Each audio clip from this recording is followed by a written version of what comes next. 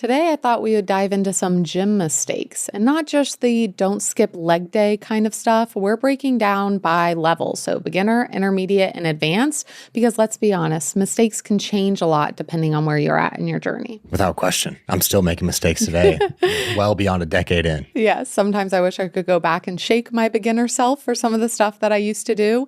And we also see this all the time with clients of people thinking that they're stuck or plateaued, but really it's just a fixable mistake. Exactly. So today we're going to share what we see as the most common errors that people make at each level. And I think it's going to be really interesting. Yeah. And if you've ever asked yourself, why isn't this working or shouldn't I be further along for you, then this episode is for you. So let's get into it. Let's do it. Perfect. Let's start off with beginners. All right.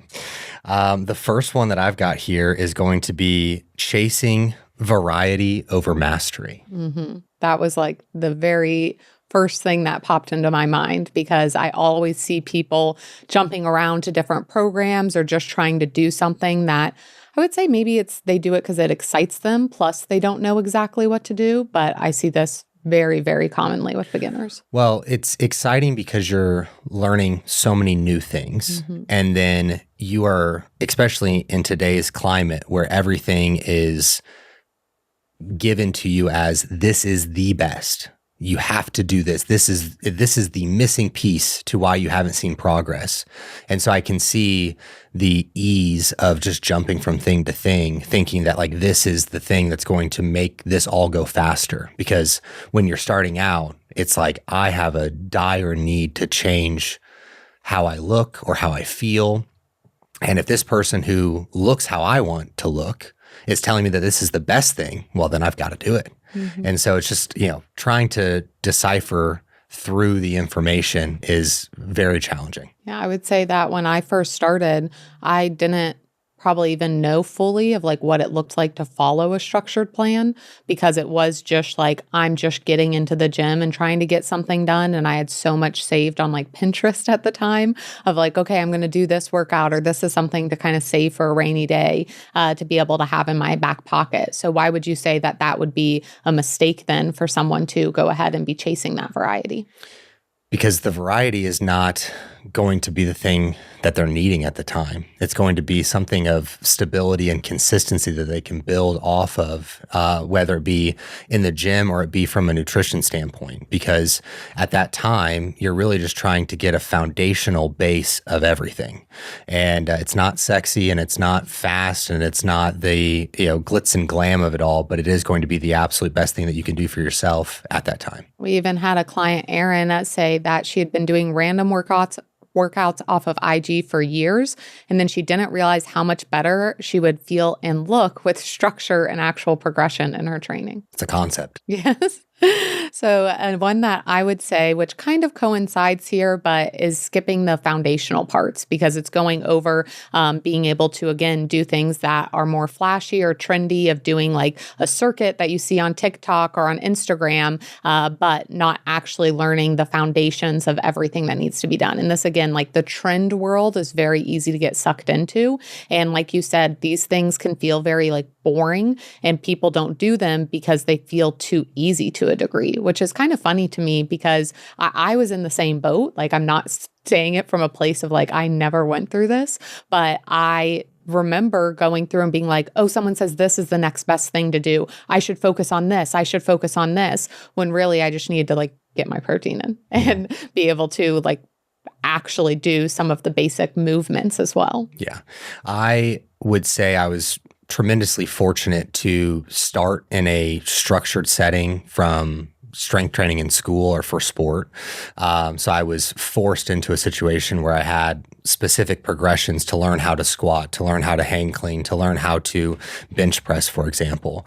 And so that helped me a ton, because if I was left to my own vices, I would have been all over the place.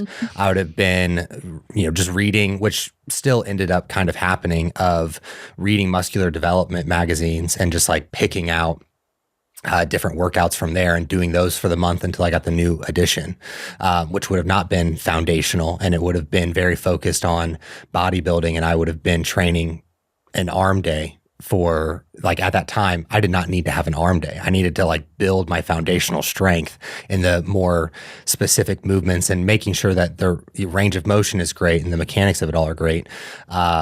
So What's the saying of like missing the forest for the trees or something like that? That's what I kind of feel like it is. If again, it's this overwhelm of information of not knowing exactly what to do. So then you're just pulled in the direction of like all of these different voices telling you, do this. This is the next best thing, when it really is just like, okay, let me hit my protein. Let me get some movement in the day. Let me figure out my food. Let me do some of these core movements instead of trying to like add a band and do something one-legged, when it's like, let me just get this down pat. Exactly. The next one that I had was a overemphasis on supplementation.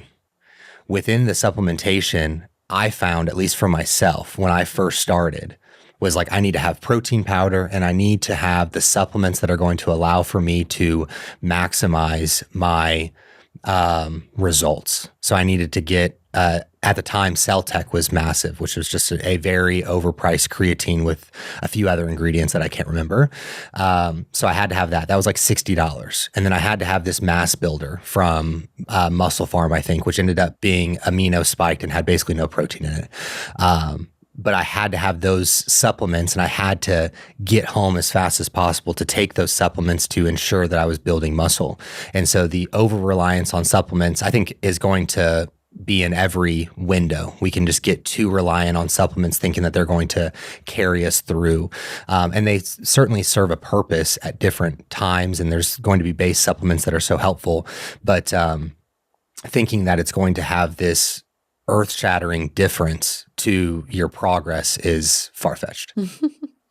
Yeah, I remember just getting hit because I really was on Instagram and YouTube a lot when I first started, of seeing so many people associated with companies and talking about how great they were. And I first was disappointed a lot by the taste of a lot of things once I got into it, but also just realizing that, again, it was, hey, why don't I just try to get some of these things knocked down or like locked down, instead of going and spending all this money on stuff that wasn't going to necessarily help me or like be the magic sauce or the secret stuff to get to where I wanted. Absolutely. I would say a big one, and this was for me as well, was neglecting recovery, because I didn't really understand recovery at that point. I just understood that you needed to work out and do more to be able to look the way that you wanted to. And that's true in a sense, of course, of like, you do need to move your body and need to be able to like train hard. But I wasn't even thinking about like taking actual rest days and being able to like make sure that I wasn't just looking for soreness as well when I was training, because that was something where when I didn't really know how to feel my muscles the absolute best, then it was just, am I sore enough? And then that soreness would be something that I would even like put up on a pedestal and like praise, instead of being like, oh, I need to take care of my body, make sure that I'm getting enough sleep, make sure I'm getting enough food. It was just kind of this like, eat less food, move more, which again, in theory is correct, but I didn't really know how to implement that as a beginner. Yeah, I think that soreness was my driving goal for a lot of the training sessions. If I wasn't sore, then it wasn't a good session. And I find that to be a consistent theme for a lot of people when they're starting out. Yeah, we even had someone who is a podcast listener, shout out, turned client, who's came to us and said, I thought working out harder would fix things, but I was running on 5 hours of sleep and wondering why I felt like crap. And that's just a reminder that recovery isn't optional. It's that multiplier that allows you to do more and to be able to see better results over time. Yeah, one of the strongest tools I think we see within our one-on-one clients in these situations is that we kind of have like a scale of being able to scale things up and scale things back depending on where recovery is at. And maybe you're in a chapter of life right now that you're stuck with 5 or 6 hours of sleep, and you just need to scale back a little bit within the training. We can still train, but it's not going to be the most optimal on paper, but it's the most optimal for you at this moment. And that's okay. And I would say that even kind of links in within that inconsistent effort that I often see within beginners, because you're training based on mood, not on like having a routine or again, having those foundations in place. And that's something where I would often rely on motivation to get to the gym. And I had to recognize that I don't have to wait till I'm ready. I just need a routine that can build that consistency and be able to help me with that, instead of again getting into that all or nothing or that motivation trap. It was something about, again, building out a routine that made sense within my schedule, which was really holding me back at the time, because again, I would be like all in for 2 weeks and then fall off for a few weeks and be like, oh, once I'm motivated again, I'll get back into it. That brings up another point about supplementation, that at the beginning, I loved pre-workout, loved it. And if I didn't have the pre-workout, then I was like, it's not even worth it. I just need to have the pre-workout. And if I was able to get the pre-workout, then I was going to have the best session ever. So I was relying on pre-workout. Yeah. It took a while for me to realize that that wasn't fully connected with like me having the best session. And that's not to say that, again, pre-workout is a waste of money or not worth your time, but it is, again, something, if we're looking at kind of a tier list, that I wouldn't be like, that's in the top 5 of you need to have pre-workout. It's more feels like a luxury product to a certain degree of like, hey, if you are in a place that you have the extra money to spend and you want to be able to have a little bit more focus, maybe have a little bit more like pump in your workout, then like, let's go ahead and put this in place. But it's definitely not something where it's like, I need to have this, where at the time it definitely felt that way. The last one for beginners, I would say, is comparison paralysis, which again, this one is going to apply to varying degrees across everyone, but certainly with beginners, because it is, you're looking up at a mountain that seems forever tall, and you think that you're never going to get to the place that you are aiming for. And your goal at that time may be unrealistic, which I'm a proponent of at that time, having unrealistic goals to really strive for, because you don't even know what you're capable of getting to. So shoot for the freaking stars, dog, like go for it. But that could lead you to a place of where you're stifling yourself in general from just taking action, because you're comparing yourself to where you want to be or to people that are already where you would like to be. And so that can be a really big mistake for a lot of people. And I'm someone who believes that comparison isn't necessarily the thief of joy, but it's when you judge yourself off of that or start to think negatively of yourself. Because I think comparison can be very positive. It can propel you to do more and compare yourself and be like, I want to be at that level, and really use it as a motivator. But when you allow it to completely just be a reflection of how you feel about yourself, then that's where it can be the most negative. And what I always remind myself is that you literally don't know everyone's story. And I know that might sound so cheesy or make you roll your eyes, but think about literally how your life goes. Of no one knows every single story when they just look at your body. And the other thing was that I was comparing myself unfairly to someone who might be like 5'1" and be wearing like an extra small, where it's like, I'm 5'6". Like my weight can't be the same as her per se, and my clothing isn't going to look or fit the same as hers.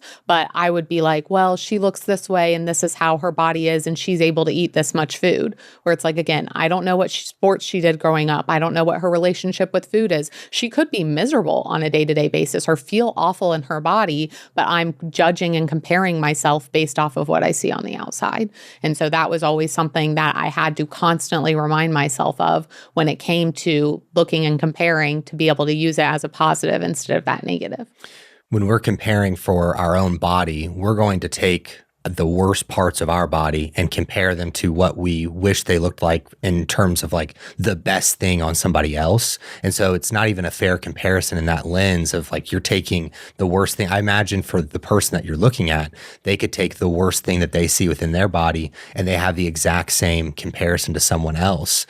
And so it's one of those things that you have to understand the frame of mind that you're looking at these different factors from, and be able to take a step back and understand where that is. The other thing too within the comparison is not romanticizing what the other person is, or like where they're at, or trying to make it feel easy that they got there and it's just better for them. It was easier for them to do it and you're never capable of doing it. Like that's just going to be a recipe for disaster. And one, very often not true. and again, not helping you at all. That's the narrative I carried for a very long time, was thinking that they had it easier than me and it was just going to be harder for me, and that it maybe wasn't even possible for me. But once I was able to flip the script on that, it was like, no, you're making it harder on yourself by not only thinking that way, but then all of your actions reflecting that, and kind of just shooting yourself in the foot time and time again. So before we get into intermediates, is there any piece of advice that you would give to a beginner who's in the gym, whether it's in reference to one of these or just in general, of what they should focus on? Stick to something. I would put a plan in place and stick to it and track the logbook. You're going to make the best progress of your life in terms of week to week and being able to make weight increases. As you increase the weight, maintain the range of motion and the execution that you've established to be quality when you started to feel more stable in the movement. Because as you go up in weight, a lot of people will decrease the range of motion and they're like, okay, I can keep going up. And then all of a sudden they're doing like 50% of the repetition. So that would be the first thing. And then really focusing on the quality of your food, like get your protein in and have the understanding that you're going to learn so much about nutrition. There's so much to know. And as you track, you're going to make errors. Do not let that discourage you. I made errors in tracking for probably the first, 5 or 6 years of tracking. Some of them unbeknownst to me until years later, that I just kind of like, because I was so consistent with making the same error, it just worked out.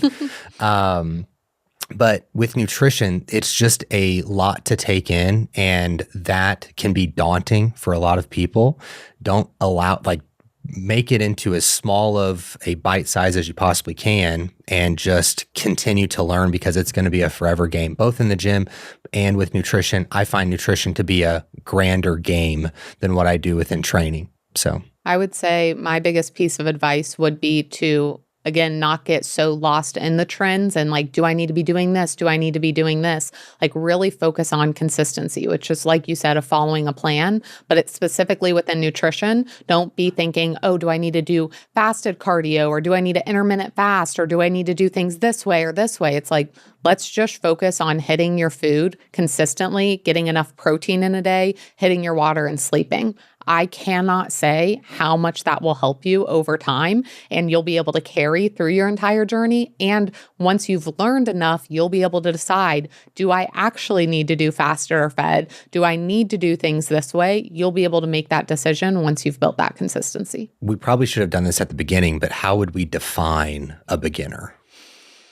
It's difficult because sometimes someone might be a beginner in some aspects and not as much of a beginner in other aspects. But I would say beginner would be anyone within like 1 to even 5 years I could count as a beginner, depending on how consistent they've been, because someone can kind of dilly-dally around for 5 years and not really put in the effort, versus someone could be an intermediate at 2 or 3 years if they've been like really honed in on things. So I would say it can range overall. Yeah, I was going to say 0 to 3 years would be a beginner. And then you would be moved. And in that 0 to 3 years, you are really working at it consistently. It's not like I did it a little bit here and then I did a little bit there. I would say consistent effort from the beginning to the end of year 3. And then from there, you would probably move into the vast phase of intermediate, because I think the intermediate is probably the largest group because we have so many, I guess, levels to it, I suppose. But how would we define intermediate then? Well, if we're going 0 to 3 for beginner, then it would probably be like 3 to 7 or 8 for intermediate. Yeah, I would say, something along those lines. And probably. Again, this is like a guideline. Sure. It doesn't mean that, if you have worked out 7 years, that you are only classified as an intermediate and you couldn't possibly be advanced at 5 years. Yeah. Like, it obviously varies. Yeah, it's just a reference for conversation more than anything, because there's going to be caveats in anything, but then also you could be a intermediate in the weight room, but be a super beginner from a nutritional standpoint. Mm-hmm. And that's a lot of people. Like, it's not going to always be the two rising together. You may have training and then you're bringing nutrition up, and then nutrition goes and you're trying to bring training back up. So I think it's all going to be different for everybody. Yeah.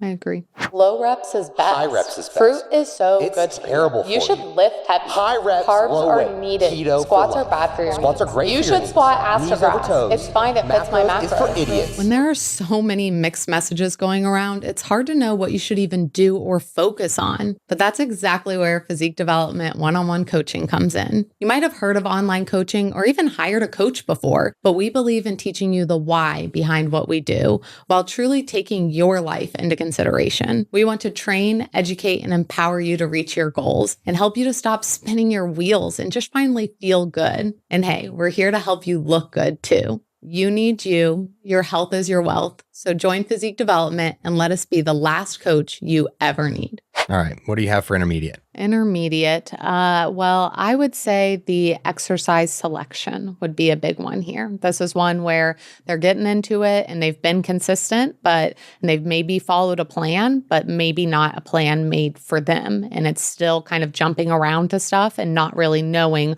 what is going to be the absolute best for them, especially based on what their goals are. It's just, I heard this is a good exercise, so I'm doing it. Or this is a program from someone I like, I'm going to go ahead and do that, where it might just not be the best for their body and again, their goals overall. Exercise selection is a tough one in general. So depending on the equipment availability at your gym, your understanding of the nerdy stuff within biomechanics, and even what is available to you from an exercise selection standpoint, because depending on where you're getting guidance from, the information could just be so out there. Yes. Like really who you're following and where you're getting the information obviously makes such a big difference. And so exercise selection is very challenging, but you're also coming off of a period of time as you're transitioning from being a beginner to an intermediate that you're probably experiencing some of the first stalls in progress since you started lifting. Because up until this point of lifting, you've been like, I'm just making progress, basically doing whatever I want. Yeah.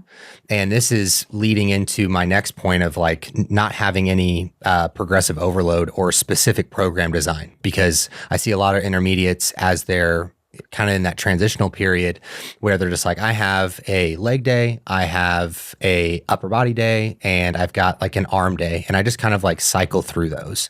And I just do exercises that I know train those muscles. And I just kind of, go and do that. And it could vary from week to week.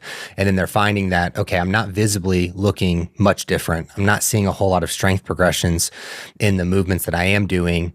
What gives? And it's like, well, we need to start really emphasizing structure. You could have even made better progress if you had structure in before this, but you've been kind of flying by the seat of your pants up until this point, still having success when it could have been potentially better. But now it's like, we've really got to implement it. Because it's that concept of newbie gains, and then you're going into that intermediate, and it's like, why isn't this working anymore? Which we had a client that wasn't really tracking anything. She was just really hoping that she was improving.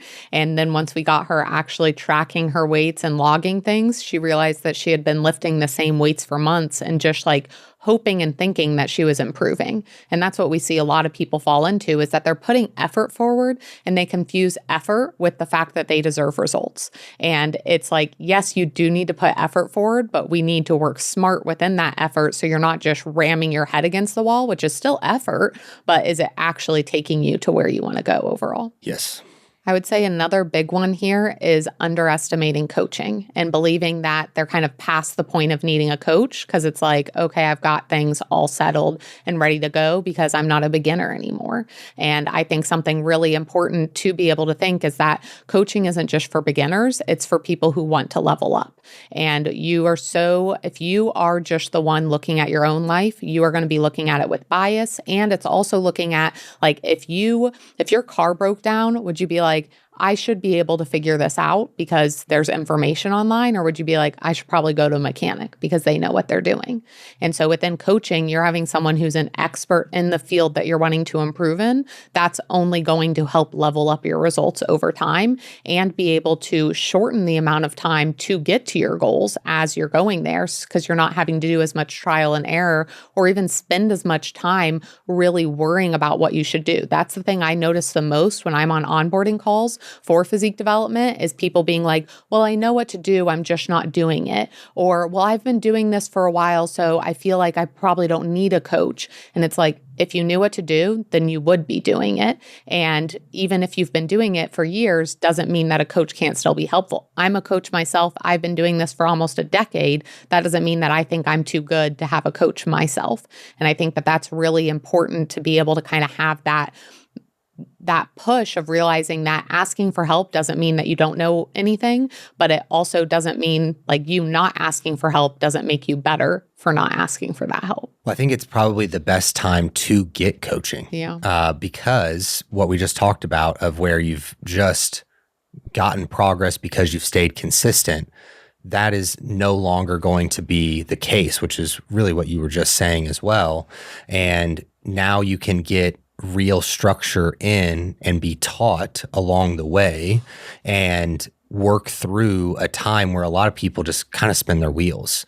And as they spin their wheels, being an intermediate, towards the end generally is when people are like, I'm just fed up with not making any progress during this phase and I've got to reach out for some help. And then, oh my gosh, now I'm finally seeing progress. I wish I would have reached out 4 years ago. And so it is easily, I don't want to say easily.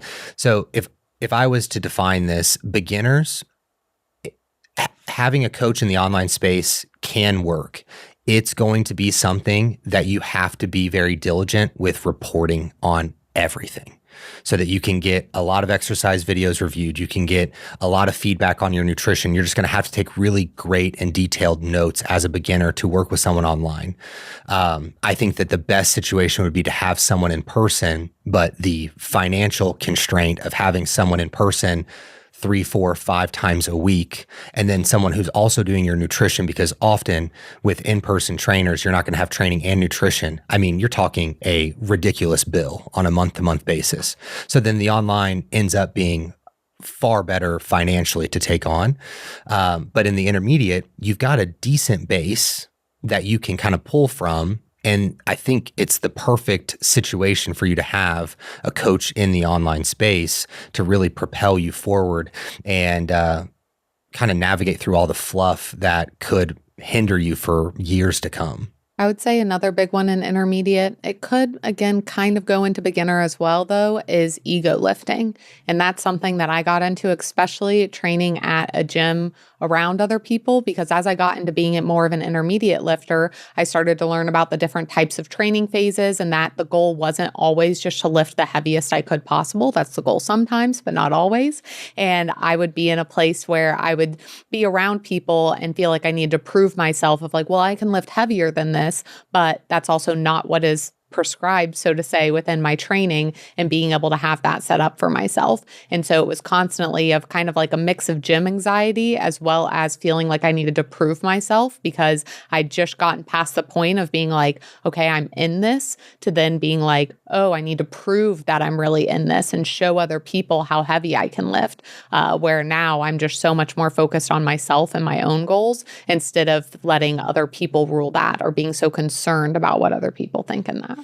Where do you think that the phase of lifter is at who's dealing with the most like conversation in their head, thinking that the people around them are like focusing on them, making fun of them, that kind of thinking?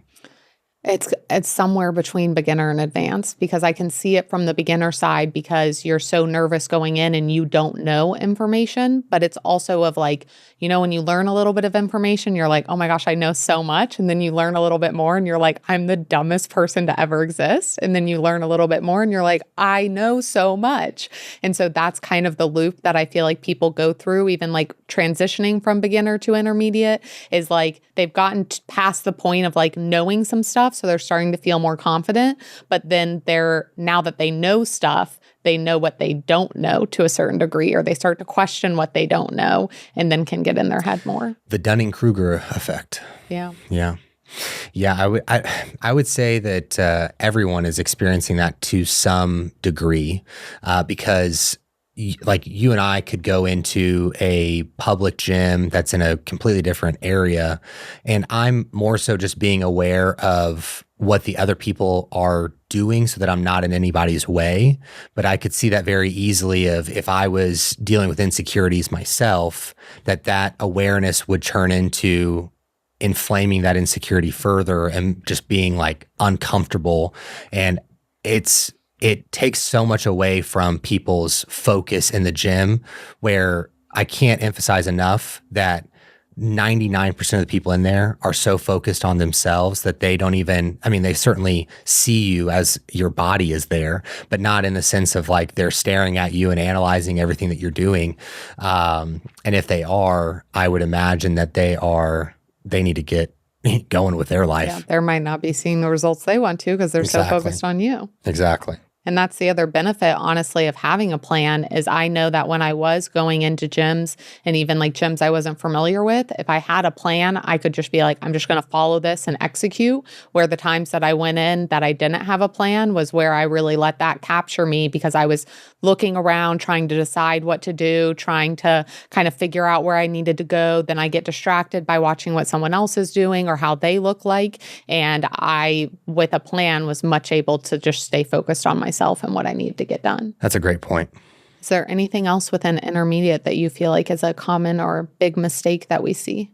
We could add to the progressive overload side that they're just program hopping, where they start a training program. They maybe see a little bit of results at the beginning. It starts to taper off. It's like, I'm kind of done with this. Let's start a new one. And then they start to see progress again with a new one because it's new and it's hard. They're having soreness because of the change in stimulus.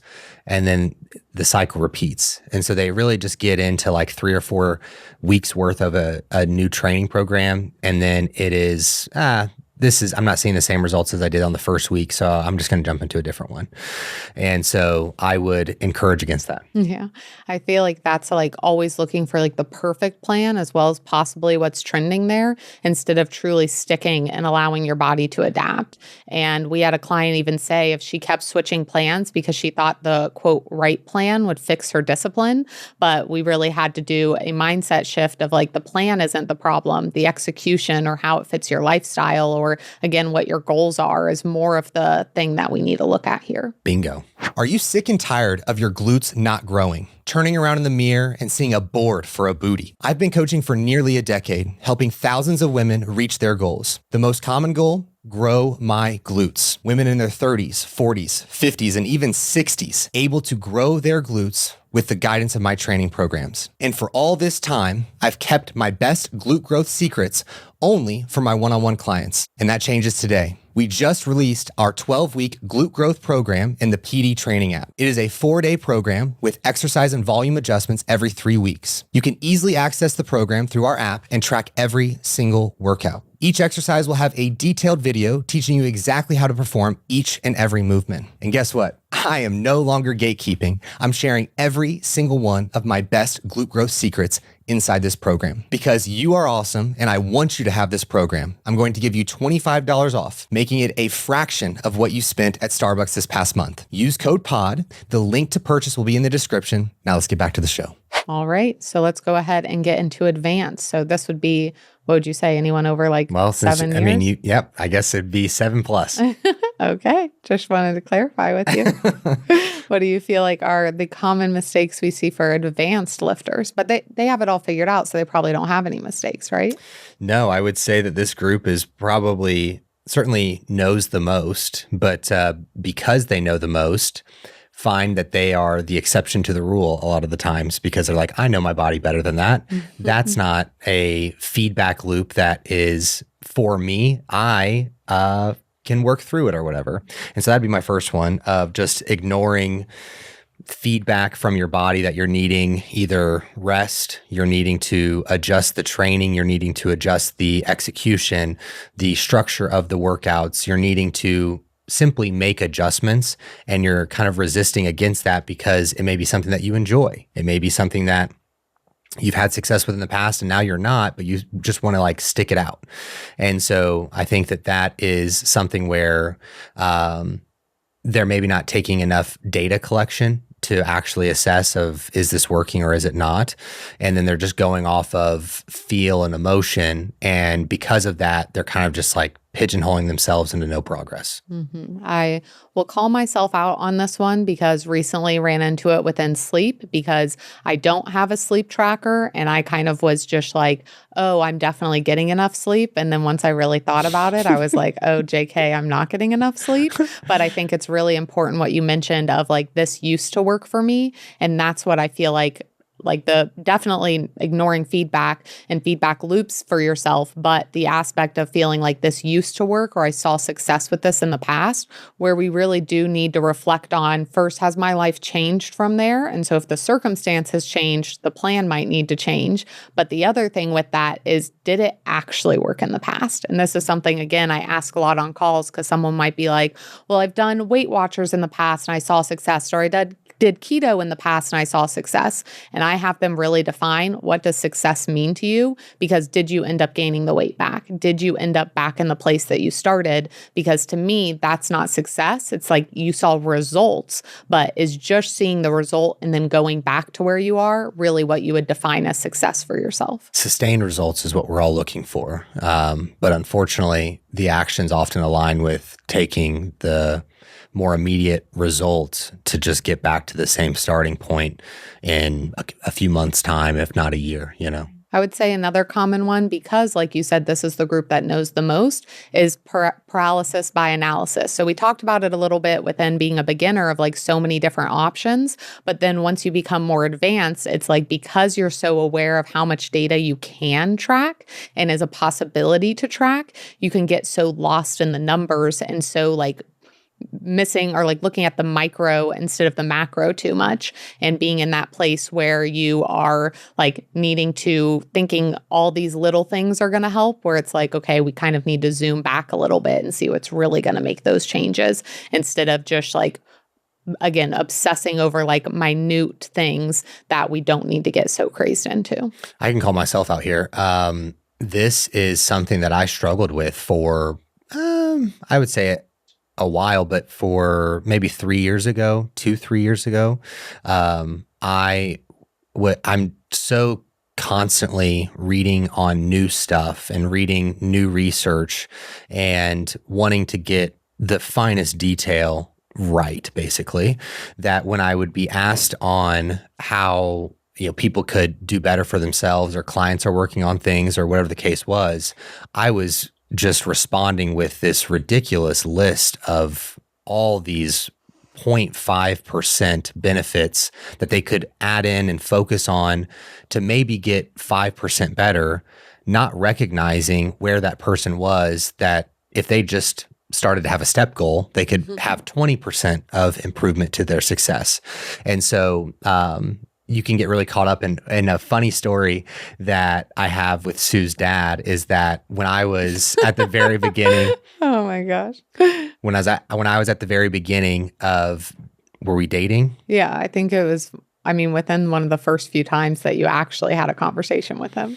So I was very nervous and did not talk much at all when I had first met Sue's parents. Sue's dad is a strong personality. He commands a room and he likes to drive conversation. And he likes to talk. Loves to talk. And so I did not speak much, but this was an instance where he was trying to involve me. It was a legitimate effort on his side to get me involved. And I did not see that, but I lit up like a Christmas tree with the opportunity of like, I know how to answer this question. And so he asked me of how to do a pull-up. Was that it? Yeah, it was a pull-up or push-up or something. It was a pull-up. I was trying to remember the exact frame. I think he was having issues with his pull-ups. Yeah, elbow issues with his pull-ups. And I go into an unbelievable response on anatomy and the biomechanics of a pull-up and why it's bothering his elbow. And I just see him get so lost about 3 seconds into what I'm saying. And I'm so committed to what I'm saying and I know what I want to say that I just keep rambling. And by the end of it, I look around the table. No one has any idea what I'm talking about. And I'm thinking in my head, I just gave him the perfect answer. I just answered every single part of his question. He should have no other question to follow up with. And the reason he didn't have anything to follow up with is because I made no sense to anyone at the table. And so that's one of my favorite stories with Sue's dad, and is a perfect reflection of this, where that was not what he was asking me at all. No, it was funny because like you said, he didn't talk much at the beginning. So I was always trying to like get him involved in conversations. And the other thing about my dad and my family in general is we are a family of interrupters. And so if you are not pushing out there, like you might not get a word in edgewise. And so Alex, if other people are talking, he is not going to interrupt and try to like get into the conversation. But it's like a dog eat dog world for a conversation in my family, to say the least. And so I was so excited that he was getting pulled into the conversation. And literally, like he said, within the first 3 seconds, I'm looking at him dumbfounded of like, why on earth would you start with that? Like, why did you start with biomechanics and anatomy when you could have just given him this one simple answer that would have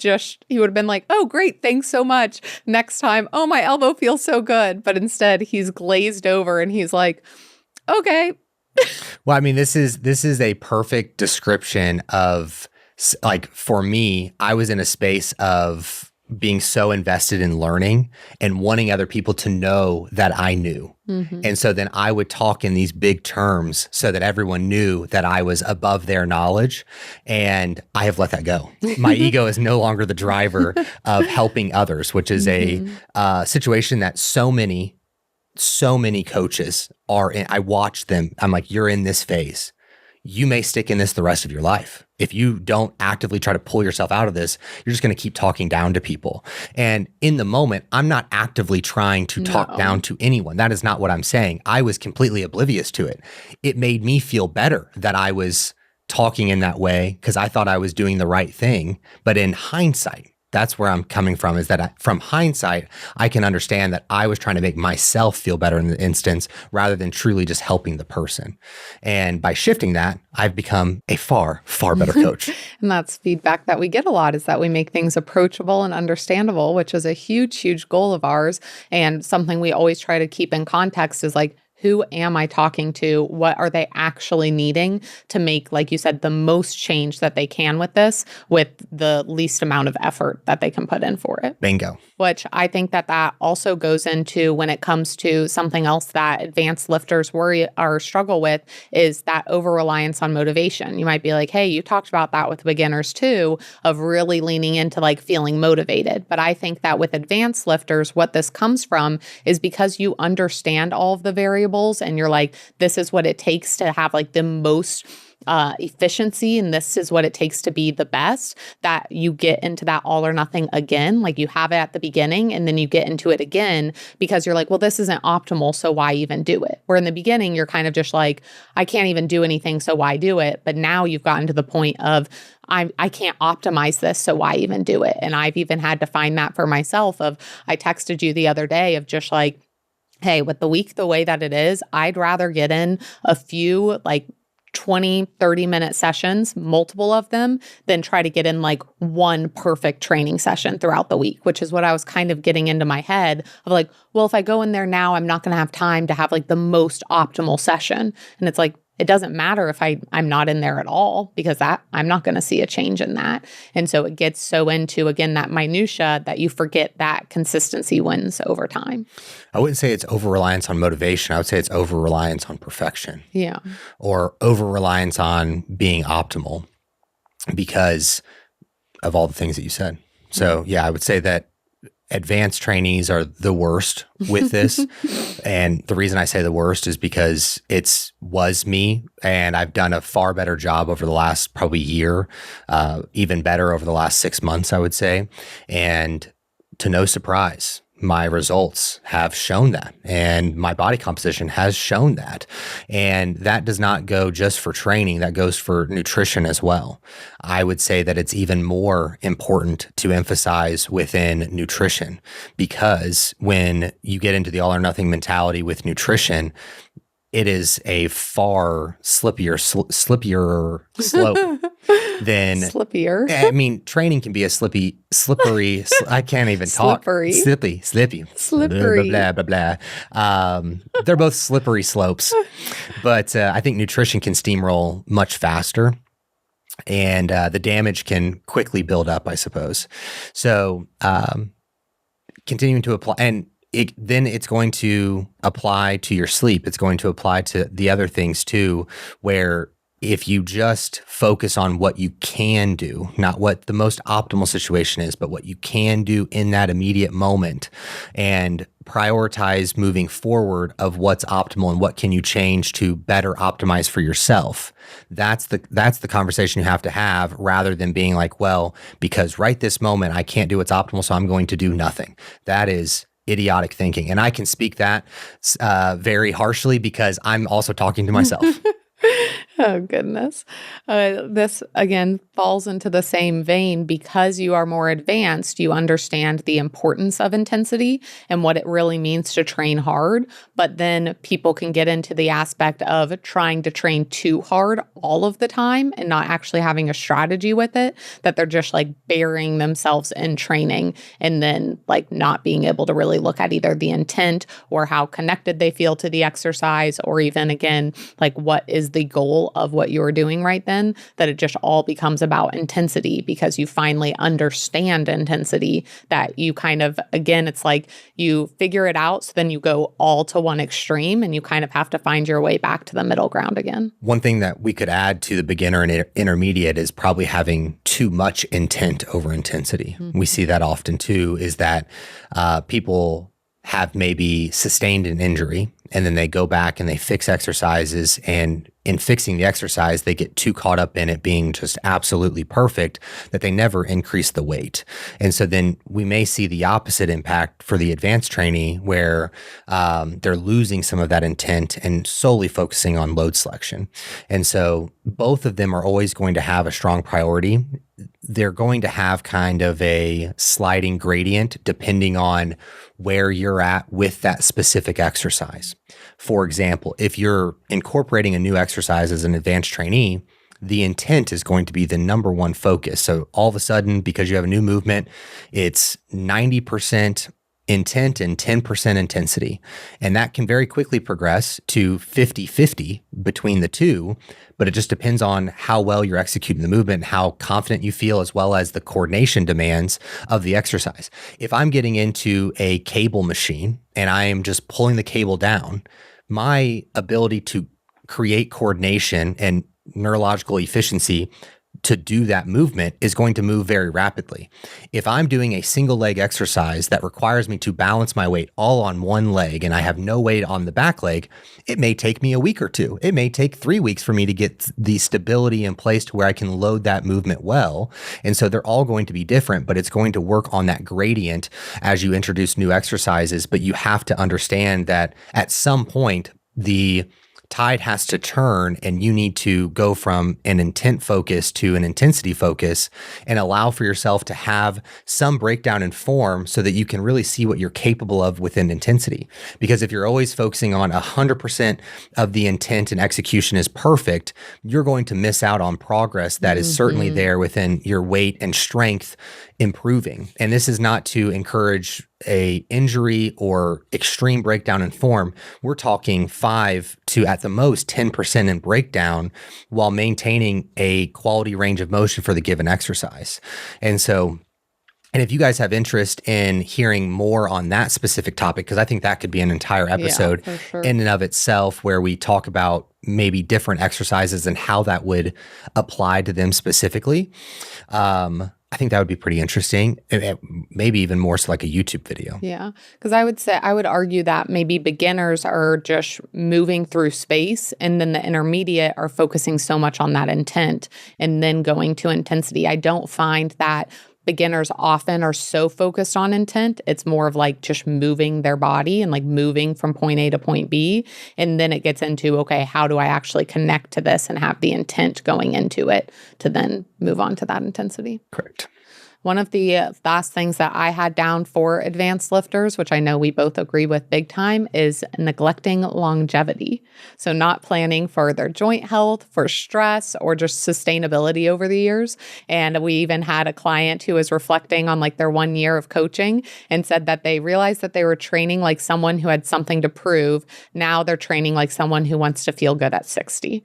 And I loved that because again, like we talked about within ego lifting, that you can get like so into it of I need to prove this, but it is like, again, what are you trying to prove, or what is your goal? For a lot of our clients, it's I want to be able to play with my kids, play with my grandkids, be healthy and feel good the rest of my life. And that's where you might need to change your approach with things, is once you realize what your actual goal is, of being like, oh, I'm in this for the long haul, and this is how I might need to adjust for me being in the long haul, because you're going to prepare very differently for a sprint versus a marathon. And I think a lot of people don't look at it that way. They're just like, well, I'm doing the fitness. It's like, well, again, is it a sprint or is it a marathon? Because your approach to that is going to look vastly different. I don't have much to add to that. Yeah. Well, good deal. Any other advice you would give to advanced lifters, or feel like there's mistakes that they're making? Come work with me. Come work with Physique Development. I don't know why I can't say words today. Physique Development. Yes. If you're intermediate or advanced, we'd love to be able to help you out. But let us know if there's anything that you feel like we missed from this. But hopefully this was helpful just to kind of see, especially with us working for over a decade, of being able to really understand clients and where they're at, and what we're seeing through and through. Make sure you subscribe and like and tune Share into the with next a friend. episode. Catch you on the flippity flip. See you later.